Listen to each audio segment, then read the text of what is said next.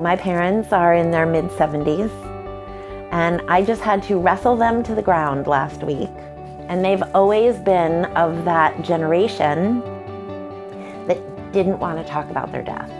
They didn't want to acknowledge it. They didn't want to plan for it. It's too uncomfortable. Plenty of time in the future to think about it. There's not always the gift of time to plan. And I have two aging parents who did not have their own end-of-life plans. And I've somewhat casually said to them along the way, please don't do this to my sisters and me. Please don't do it. If you love or care for us, please don't do this. And I called my parents and I said, I love you dearly.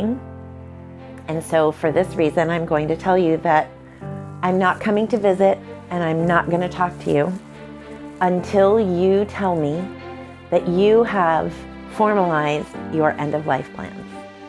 It went great because guess what? They have a document. And I may not know what's in it, and I don't need to know what's in it, but they have a document, and I know where it is. And they've spoken with my good friend, Mark Rubin, and made their initial plans. Plans can always change later. If you find out 5 years from now, oh, that's not what I want, I really want this instead, you can change those plans, but you have to leave something. And so in my own personal family, I had to put my foot down and say, I cannot and I will not go through this with this chaos. The hardest part is just having the first conversation and acknowledging this is going to happen, and asking. You have to ask the questions and you have to know what's expected. My ancestors, my grandparents, my older aunts and uncles, they're all buried in upstate New York, where we don't live, and we're probably never going to get there.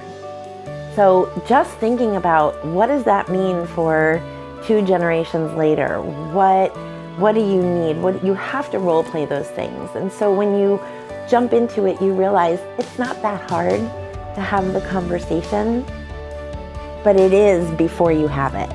If it's not in your head first, then it just seems insurmountable. But when you get to it, it's just not that hard.